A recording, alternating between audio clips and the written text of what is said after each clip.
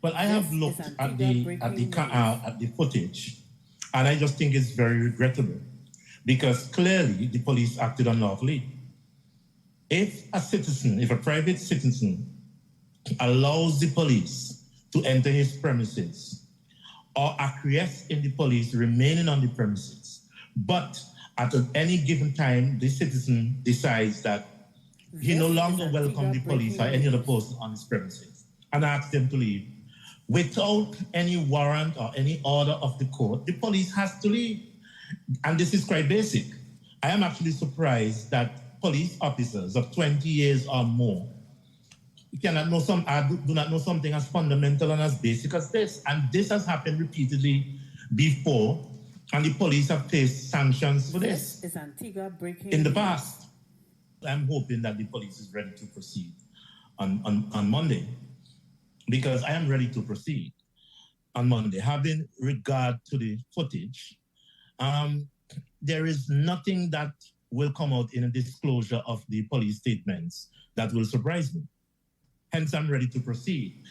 I would hope that the police prosecutions unit do the honorable thing, because what is before, what is stemming and what is trending is unlawful arrest, false imprisonment, and the possibility of malicious prosecution. If the police see that there's no reasonable prospect for conviction, the police should do the honorable thing and don't waste the court's judicial time.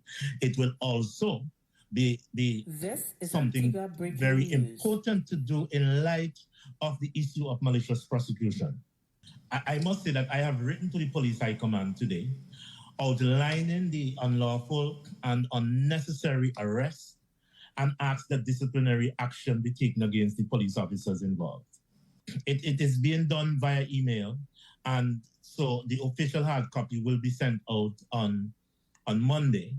I haven't received any response, but if I know Mr. Rodney well, he will respond to the correspondence, and I hope he does respond.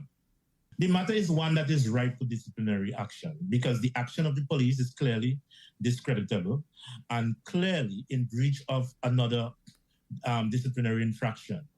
Citizens cannot and should not be subjected to unlawful and unnecessary arrest. Strange, I have advocated this before, and only a few days ago, I have, during a WhatsApp-friendly conversation between the Commissioner of Police and I used the opportunity. I didn't know he was overseas, but he was speaking to me on WhatsApp. And I indicated to him that there are some serious need for investigations within the police force. And I told him that I will speak with him. And I'm hoping to follow up with that, because I noticed there have been some training in the senior echelon of the police force.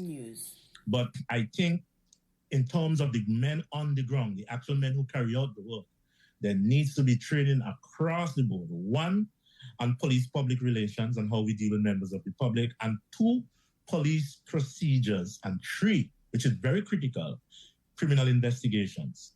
If the police had followed the right procedure in this case, they would not have effected the arrest that they sought to effect.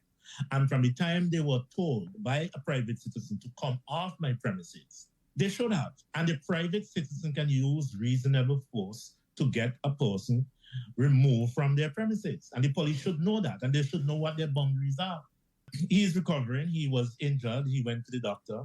Of course, he will not be happy in the circumstances. The matter stems from a custody issue that is before the court.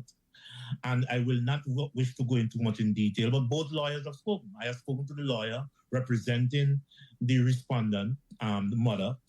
And so we are waiting for our day in court. I have made an application for urgent hearing and for interim release. And so I believe that is why Mr. Jonas said, speak to Wendel. Because both lawyers have spoken.